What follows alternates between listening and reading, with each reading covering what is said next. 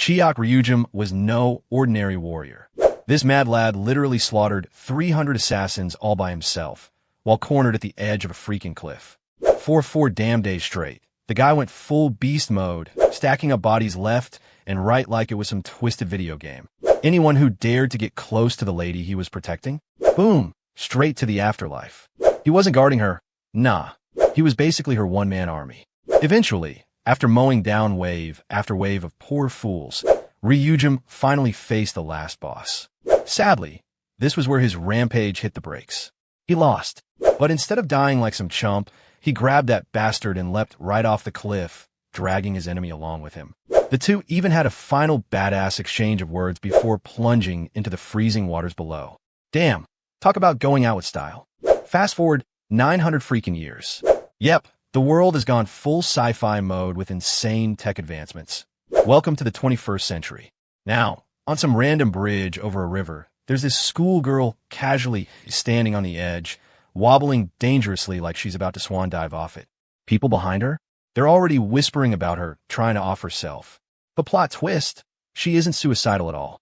She's just standing there, because, well, why not? She's simply vibing on the edge like it's her personal balcony. Then, something bonkers catches her eye. Out of nowhere, a freaking iceberg pops up from the river. But wait, it gets even crazier. The iceberg has a perfectly preserved body inside. And not just any body. It's the ancient badass himself, Ryujum, still looking like a snack, frozen in time since his legendary cliff dive. Once the authorities catch wind of this insanity, they haul Ryujum's icy corpse to some high-security facility. They strap him down like he's some kind of alien warlord about to break loose. Everyone's buzzing, trying to figure out what timeline this handsome fossil belongs to. The top guess? Probably from the Goryeo dynasty era. Enter Zhang Sangyong, the big-shot director of the shady DLS research division. Yep, these guys work directly under the president. He personally takes charge of the case. The moment he lays eyes on this ancient dude, he's convinced this guy could be the key to unlocking next-level cryogenic preservation tech. Basically, Ryujum is now their human popsicle science project. Sangyong's assistant, though, isn't fully sold on this whole tie-him-up like a maniac approach.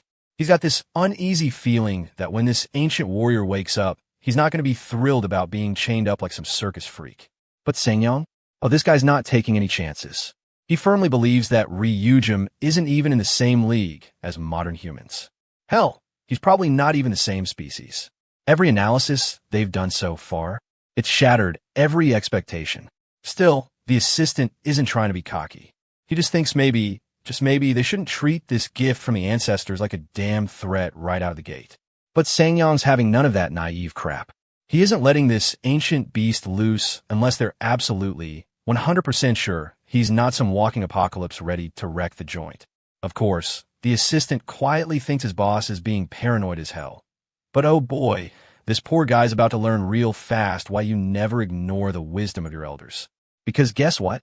That ancient dude, he wakes up, and within seconds, he rips through all those heavy restraints like they were nothing but cheap-ass toilet paper. Before we get to the incoming shit show, let's take a peek at the lively, chaotic city. On the streets, there's this smug asshole cruising around with his gold digger girlfriend in his fancy-ass sports car. The dude's speeding down the highway like he owns every damn lane. But oh boy, his ego takes a brutal hit real quick. Out of nowhere, this poor sucker gets absolutely smoked by some ancient dude who literally just woke up from his long-ass nap. No kidding, the old dude is running. Yes, running at 80 kilometers per hour, making that flashy red Lamborghini look like a freaking bullet cart. And this ain't just some straight-line sprint. This guy's pulling off sharp turns without losing speed, causing cars to crash left and right like it's a damn action movie. Naturally, every Gen Z kid's nearby whips out their phone faster than you can blink, recording this once-in-a-lifetime madness for their TikToks and Insta Reels. Now, let's switch over to Ryujum's point of view. The poor guy's losing his mind. He's sprinting through this bizarre city he's never even seen before, and everything feels so surreal. He's convinced he must be dreaming, or straight up losing it. The last thing he remembers? Trying to protect his mistress from those sneaky assassins. And suddenly, he's here, running like hell, only to get blocked by a wall of police cars. Finally, something that makes him stop. Cops swarm around him, trying to lock down the scene under orders from their big-shot superiors.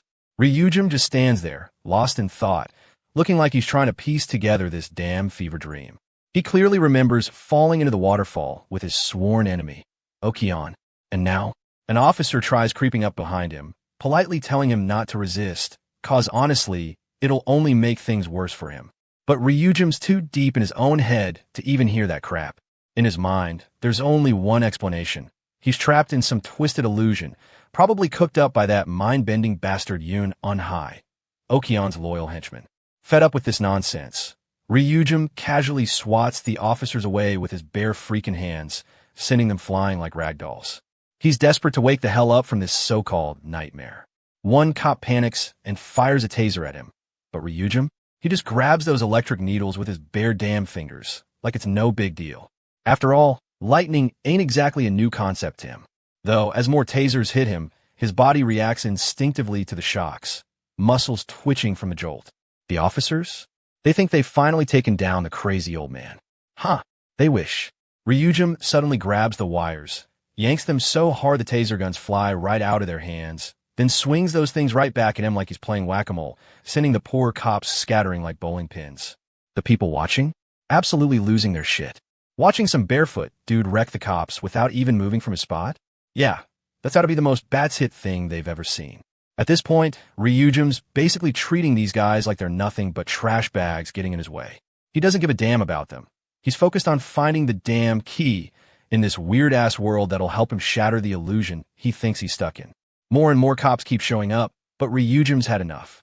With just a stomp, he literally crushes the pavement beneath him, flipping cars through the air like toys in a sandbox. To him, these cops aren't even worth the hassle. They're just pesky flies buzzing around. So instead of wasting his time, Ryujim just bends his knees, then leaps high into the sky like the goddamn Hulk, disappearing into the distance. Everyone left behind, standing there, staring at the sky, wondering what the hell they just witnessed, and questioning if that guy was even human at all. We jump over to Manhwa, the service director of the National Intelligence, who's absolutely losing his shit on the phone. He's cursing out his team for being completely useless.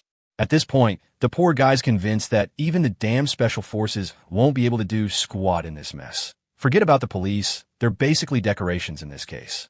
On the other end of the line is Zhang Sanjiang, the poor team leader heading this disaster. Yeah, we've seen this unlucky dude before. The guy who watched that ancient dude bust out of his restraints like it was child's play and raise absolute hell. Sanjiang agrees. This situation is totally out of their hands. Suddenly, Minwo's raging voice cools down. Why? Well, his senior sitting in the back seat suddenly takes the blame for everything, casually admitting it's all his fault. The old man's calm as hell, acting like this is just another Tuesday. He confidently says there's no need to panic. I mean, come on, they're just dealing with some ancient dude, and everyone knows old-timers can't handle modern weapons, right? Yeah, sure, buddy. Meanwhile, outside, oh boy, the main highway looks like a freaking military parade. Tanks, Hummers, troops everywhere, even choppers buzzing through the sky. They've basically turned the place into a live-action Godzilla movie. No joke, they're treating this dude like he's some world-ending monster. Cut to Ryujim, standing tall on a rooftop, completely boxed in. Even the roof is crawling with heavily armed cops, all ready to blast him to pieces. But instead of freaking out, the guy looks more amused than anything. He's ready to throw hands, or, well, broom. Yep, out of everything, he picks up a freaking broomstick as his weapon of choice. The mad lad's actually planning to beat the crap out of these armed soldiers with a damn cleaning tool. And you know what? He looks dead serious about it too. One cocky soldier fires a warning shot right near his feet, thinking that'll scare him into submission. Poor fool. He really believes some ancient martial artist won't stand a chance against guns. Yeah, Ryujim's about to slap that smugness right out of him. But before the chaos pops off, guess who shows up? The damn president himself. That's right, South Korea's big boss, Kang Jae-kon, personally strolls on the rooftop like he's in a political thriller. Of course, his security team goes ballistic, warning him to stay back. But nope, Jae-kon's here on a personal mission. He's standing in front of this ancient relic like he's meeting a king from another era. First thing he does, orders the trigger-happy officers to lower their guns. He starts talking, offering a heartfelt apology for the way they've treated their guest from the past. He explains to Ryujim that this isn't some fantasy realm. This is the future, and the place is called South Korea. Then, like some peace-loving diplomat, the president sticks out his hand for a handshake, offering to take the old man somewhere nicer to chat. Now, everyone's holding their breath, watching to see what Chiak Ryujim's gonna do next. And he does what nobody expects. He swings that damn broomstick of his, aiming right for the president's freaking neck. He's not here to play nice. As far as he's concerned, the president might be the final boss of this whole illusion. Instantly, all the officers lose their shit, locking their weapons on him, ready to blow his head off. But somehow the president's still standing, miraculously unharmed, and calmly orders everyone to hold their fire. Meanwhile, Chiak Ryujim's brain is racing. He's sure this can't be Yoon Eun-hai's doing. She was the top illusionist back in Goryeo, and no way in hell would she make an illusion where he doesn't get to punish his enemies. Thinking back on his fights with the officers, none of it felt fake. Everything, every blow, every bit of pain, felt too damn real. And just like that, he reaches one chilling conclusion. This place, it's no illusion. It's real. Every last bit of it. The scene shifts to the president's fancy-ass safe house, where an entire buffet of mouth-watering food is laid out for Chiak Ryujim. But before stuffing his face with all this high-end grub, Chiak Ryujim isn't about to just dive in like some clueless idiot. He wants to know exactly where the hell he is. The president flashes a sly grin, claiming it's a top-secret base, a cozy little hideout for private meetings like this. He cheerfully urges his ancient guest to help himself, bragging that every dish on the table has been cooked up according to modern tastes and customs. But since Chiak Ryujim isn't touching a damn thing, the president shrugs and casually helps himself first, chomping down like it's no big deal. Between bites, he slyly asks if Chiak still has any doubts that he's landed in the future. Of course, Chiak Ryujim isn't some dumb caveman. He's already pieced it all together. Yeah, no doubt about it. He's in the future now.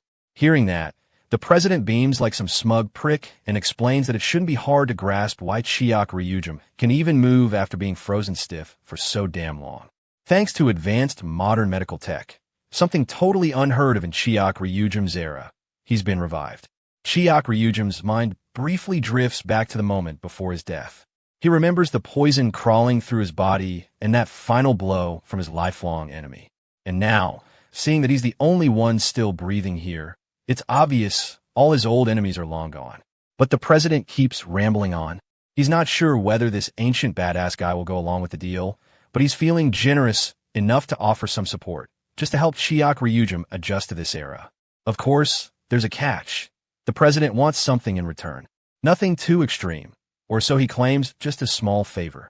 To get straight to the point, the president signals the National Intelligence Director, and the guys quickly flip on the TV. A news report blares on screen, showing footage of some freakishly strong guy zipping around the city, literally keeping up with cars, hell, even flying through the damn air. People are already whispering, connecting the dots, and suspecting that the guy spotted soaring around town is the same dude who was found inside the Han River Glacier. Rumors are spreading like wildfire. Everyone's calling this mystery guy a damn superhuman. But then the reporter drops the official explanation. Apparently, it was all just a movie stunt cooked up by some film director chasing ultra-realistic shots. Yep, the government staged the whole thing to keep the public calm, covering their asses by passing it off as a viral movie scene. No way they're letting the truth slip out. The world sure as hell isn't ready to hear about some ancient frozen warrior who survived centuries trapped in ice. The president explains that studying Chiak Ryujim could lead to all kinds of crazy scientific breakthroughs. Countries everywhere have tried and failed to pull off this kind of cryogenic shit. But now, with Chiak Ryujim magically alive, they've finally got hope. So, the president politely, well, sorta, asks Chiak Ryujim to cooperate for the good of the nation and future generations. Chiak Ryujim doesn't even flinch. He shuts him down cold, with a dead serious nope. No sugarcoating, just straight-up rejection. Just like I rejected my ex-girlfriend yesterday. The president is left sitting there, utterly dumbfounded, as Chiak Ryujim casually heads for the door. Honestly, Chiak Ryujim finds it laughable that this guy actually believed he'd be interested in sticking around in this messed-up era. But since words clearly aren't going to cut it, the president switches straight to plan B, and I know it's bullshit. Suddenly, armed officers step in, lining up with their dart guns and firing a barrage of tranquilizer darts at Chiak Ryujim's back. The darts hit dead on. But Chiak Ryujim? He doesn't even fucking blink.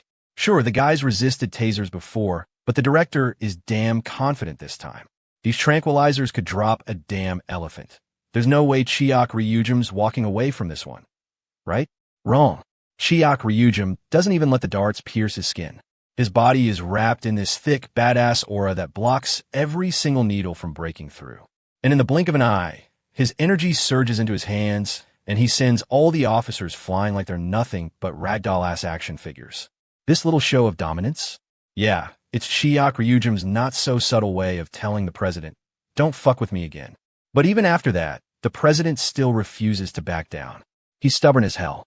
Next up, another squad of officers storms in, this time armed with electric batons, surrounding Chiak Ryujum like they're about to take him down. Without wasting a second, they charge him. But Chiak Ryujum moves so fast, the poor bastard swinging at him misses entirely, like swinging at smoke. The others close in, and one cocky officer thinks he's got Chiak Ryujum cornered, swinging his baton with all his might. But before he can even land the hit, Chiak Ryujum vanishes in a damn blur, leaving behind only ghostly afterimages. He's so fast that the officers are practically slapping at thin air, chasing shadows. At some point, the officers finally realize the brutal truth, they're way out of their league. Chiak Ryujum never even bothered to attack them back. He didn't need to, and all they can do now is watch, completely helpless, as he strolls out of the place without a single scratch. The president, after hearing the news of their embarrassing failure, was losing his damn mind. Seriously, they lost to just one guy? He couldn't wrap his head around it. At this point, it was crystal clear. There was no way they were going to catch this dude by brute force. So now, they had no choice but to switch gears and try something else. After all, Ryujum wasn't your average Joe. He was a freaking monster in his own right. A large-scale manhunt seemed inevitable. Just then, a guy barged in, panting like he'd run a damn marathon, yelling that they'd finally found the guy they'd been hunting for. Strangely enough, Ryujum wasn't hiding in some shady corner. Nah, he was standing right out in the open, chilling on top of the tallest building around. And it looked like the dude was about to take a swan dive off the roof, ready to end it all. Thing is, to him, this world was just empty. Nothing left to give. His life is now meaningless as hell. He'd only stuck around to protect his mistress, to slice down anyone who threatened her. But now that she was gone, and no enemies left to cut down, he had no damn reason to keep breathing. Honestly, he thought he should have just croaked back when he fell off that cliff all those years ago. But just as he was about to nosedive, something flashed in the corner of his eye. A face on a massive billboard caught his attention, and he froze. That face, it looked exactly like Okon, the final villain bastard he was supposed to kill. His eyes widened, memories slamming back like a freight train. He remembered staring down Okon, the same villain who trapped his family in a twisted illusion, forcing them to slaughter each other right in front of him. Okon and Yoon Unhai had teamed up to kickstart the damn apocalypse in Goryeo. As everything around him burned, Ryujum had locked eyes with his worst nightmare, Okon, who took sick pleasure in torturing him and vowed to flatten the entire damn world. That guy was the root of everything rotten. Even though Ryujum had been dead sure he'd sent that bastard to hell in their final showdown, somehow, this son of a bitch was still alive in this era. That changed everything. Suddenly, Ryujum wasn't thinking about dying anymore. Knowing his enemy was still breathing reignited that spark inside him. He had a purpose again.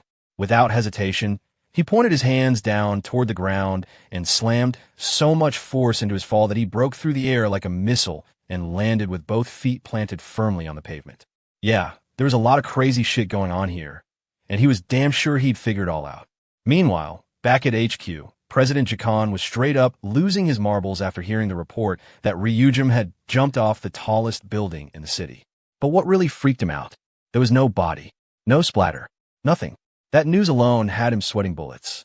Luckily, they ran into a witness, a poor guy who'd apparently crossed paths with Ryujum. According to his shaky little testimony, Ryujum had only asked about Yian Wu. Now, Yian Wu wasn't some random dude. Nah, this guy was a freaking national treasure. A goddamn world-class movie star who'd been famous since he was a kid. Every continent had their eyes on him. With his killer good looks and model-like charm, he had the entire planet wrapped around his finger. His existence alone made his company's stock skyrocket. Hell, he was so famous, he practically boosted Korea's status on a global stage. In short, the dude was the ultimate heartthrob, the total opposite of the evil bastard Ryujum had been looking for. It made him feel even more out of place.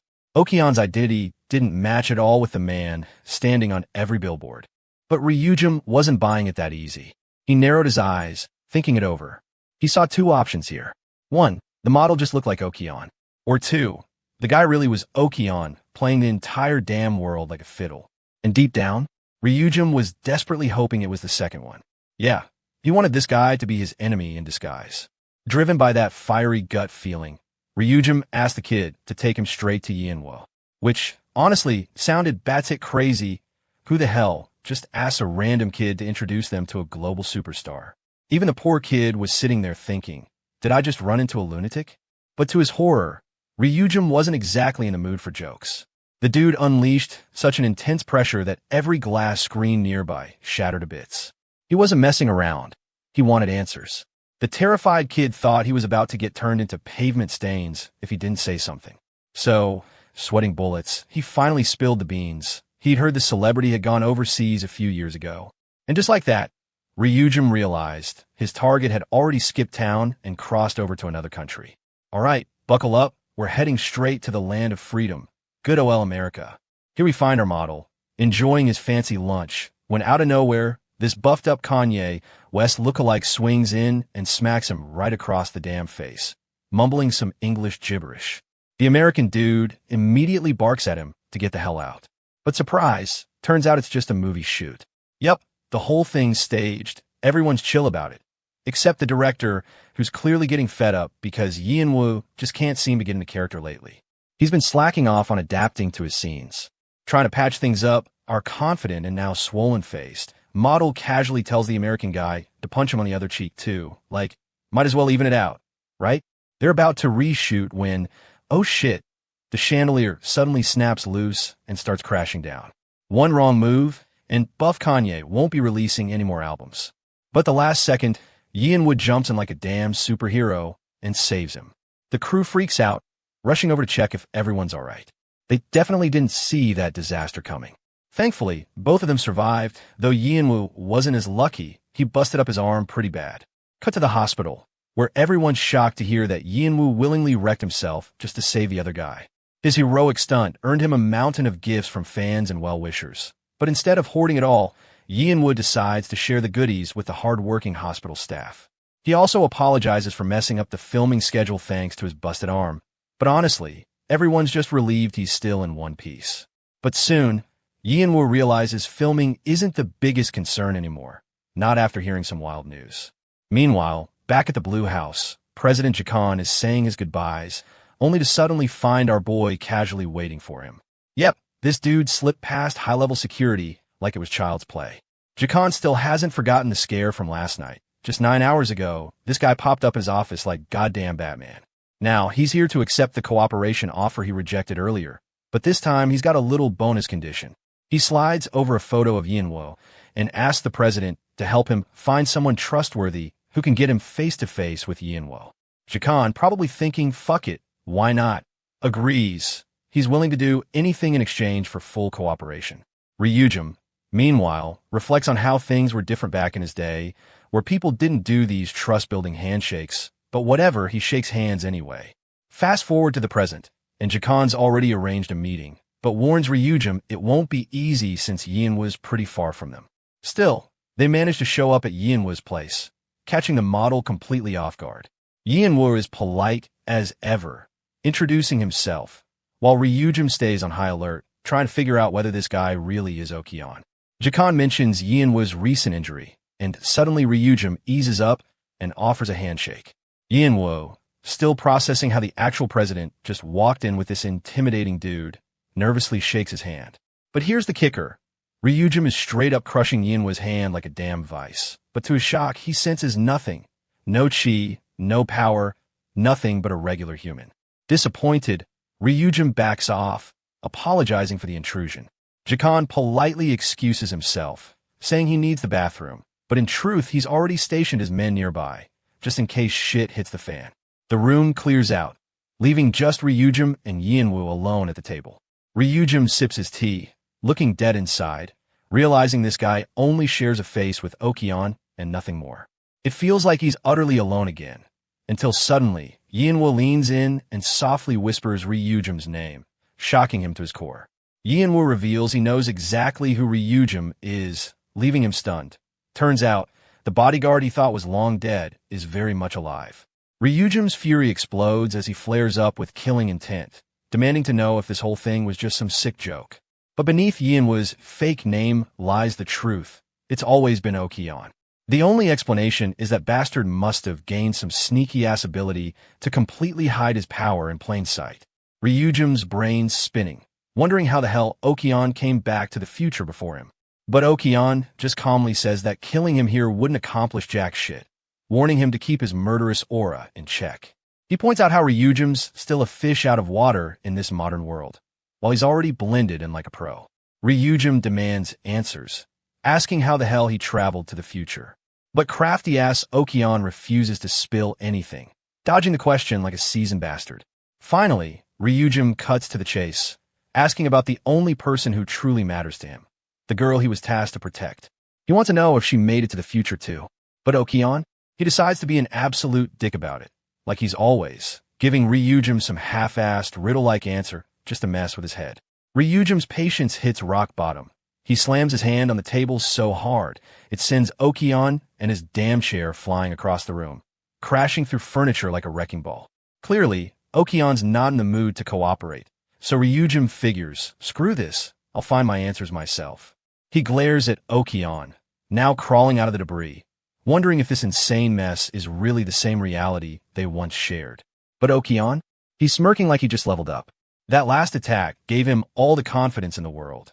It's almost like he knows Ryujin still hasn't fully gotten his strength back yet. Before their little fight to the death dance kicks off, Okon suddenly stops everything to remind Ryujin about the sneaky little illusion barrier he'd set up. Thanks to that, no one outside would see them going all WWE on each other. Instead, it would just look like two old pals catching up over tea. Honestly, it's hilarious how this dude still gives a damn about his public image, even while doing full-blown villain shit. Okon doesn't wait. He lunges in fast, but Ryujin instantly points out something fishy. Turns out, he wasn't even facing Okon at all. With a calm flex, Ryujin crushes a pine cone in his hand and casually drops the bomb. He's going to dig out the truth himself. Apparently, despite this faker suppressing their chi to act normal, he accidentally leaked just a bit while defending themselves, which gave it all away. Suddenly, the disguise drops, and the woman underneath shows her real face. She actually looks kind of impressed that Ryujin sniffed out her act in just one round. Oh, and by the way, remember Yun Hai? Yeah, that psycho chick who almost pushed our boy into offing the damn president earlier? Well, say hello to Itachi's long-lost sister over here. Then the story flashes back to the last day of the rebellion. Ryujin clearly remembers her falling to her death, slashed open and tumbling off a cliff. He had been damn sure she was done for. So yeah, seeing her alive right now? Creepy as hell. Unhai just laughs at his dumbfounded face and spills the tea. The real Okon is actually a big shot in this world. She was borrowing Yin Wu's identity because her master was too busy plotting God knows what elsewhere. And now she's thrilled to report back about Ryujin's comeback. Judging from his earlier fight, she thinks she can take him down easily. So of course, Miss Itachi whips out her shadow clone jutsu to gang up on him. But she forgot who the hell she was messing with. It's her daddy's daddy, Big Daddy. Ryujin ain't got time for this bullshit. He one-shots a clone like it's nothing. He's had enough of her yapping, basically telling her to shut the hell up already. And sure, Ryujin's been spewing out tons of chi ever since he awakened. And yeah, normally that would wear someone down fast. But that's where Unhai screws up, assuming he's just some regular guy who'd burn out. Our boy grins, showing her exactly why he's built differently. With just one devastating strike, he wipes out every single one of her clones, leaving her flat on the ground, helpless as hell. Ryujin watches her lying there, still replaying the day he was sure he'd killed this lunatic. She'd fallen off that damn cliff with an injury nobody should have survived. He couldn't wrap his head around how she made it this far. That's when Unhai finally explains. She also thought she was done for that day. But when she opened her eyes again, she was in the future, standing all confused in front of some fancy dude in a suit with ash-gray hair. And it was Okon, already fully awake and adapting like a pro in this new world. Turns out, Okon had been the first to wake up among them all, and since he was her superior, Unhai wasn't about to back down easily. She makes one last desperate move, nearly stabbing Ryujin in the eye, but he smacks her away with a brutal counterstrike. Now, she's gasping, unable to keep fighting, while Ryujin strolls over casually, throwing salt in the wound, calling her pathetic. She mutters that Okon saved her life, but Ryujin's not buying it. He doesn't give a damn about that. What he really wants to know is, when did her body start rotting? She's confused as hell, but he doesn't wait. Rips open her shirt to reveal the disgusting truth. Her flesh was already rotting beneath her clothes. Ryujin calmly tells her that Okon never saved her at all. He just slapped some cursed spell on her to keep her alive temporarily, until she'd outlived her damn usefulness. Unhai totally loses her shit, roaring at him, calling it all lies. But Ryujin's dead serious. He can tell, plain as day. She's just a disposable pawn in Okon's grand scheme. He even mocks her, saying Okon probably gave her this babysitting mission because, in his eyes, she's worth about as much as a used toilet paper. And yeah, reality hits Unhai like a truck. This whole thing is turning into a damn nightmare for her. She's realizing she's basically a walking corpse on a countdown timer. But there's a way out, and Ryujin's the only one who knows it. He tells her that if he injects a special chi that's different from the poison rotting her, she might survive. And right in front of her terrified eyes, he does exactly that, pumping in his chi and reversing the decay. That's when it finally sinks in for Unhai. Her master really was planning to quietly kill her off after she was done being useful. Ryujin lays it all out.